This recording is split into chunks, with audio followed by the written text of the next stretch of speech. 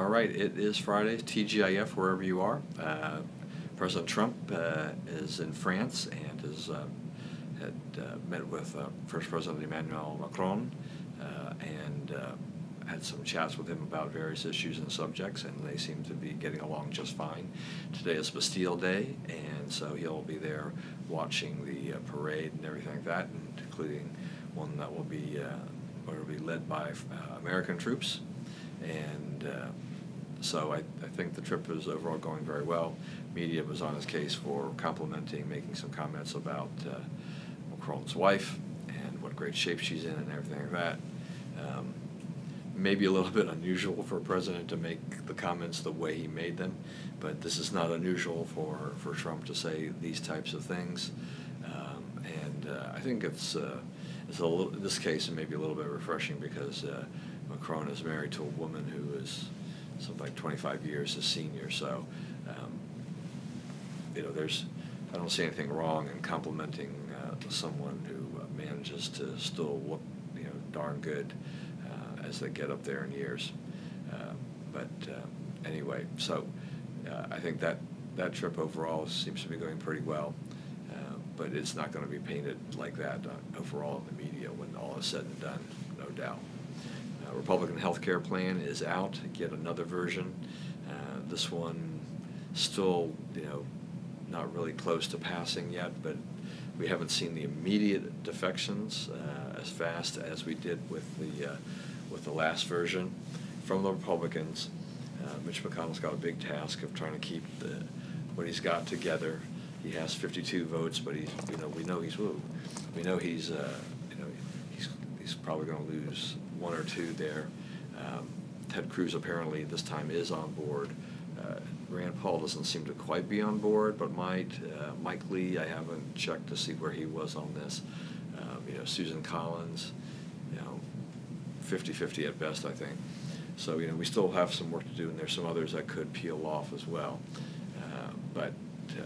This is part of Trump's signature pieces of legislation that he wants to get done, is to be able to put this through. It's hard to see exactly where the path is right now. But if there's anyone who's going to be able to twist some arms and convince these senators that they need to get this in place, it will be them.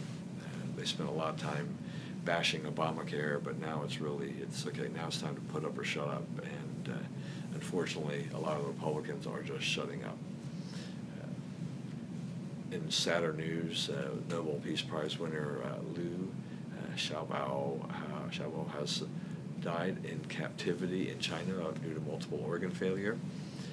Human rights activists have been pressing for his release for quite a long time, but it did not happen. So he was captured. Here's a guy who was in prison for subversion of this, because he dared challenge the government.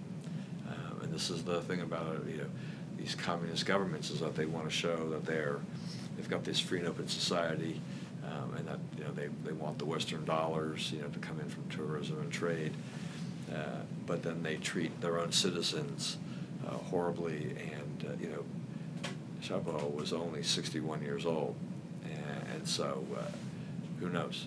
He could have probably prolonged his life had he received better medical care than he was getting there. They just seem to be managing the end rather than actively promoting moving him to another location or taking on these people.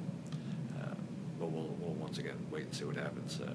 Judge Derek Watson of Hawaii has expanded the travel ban bona fide status, says it now includes grandparents and others, and sooner or later, as this goes on, now it'll go out of effect within 90 days, and we've already had a few weeks worth of it, so it's not going to be in effect that much longer. But the Hawaii judge in particular seems to intend to be able to drive literally, figuratively drive a truck through it.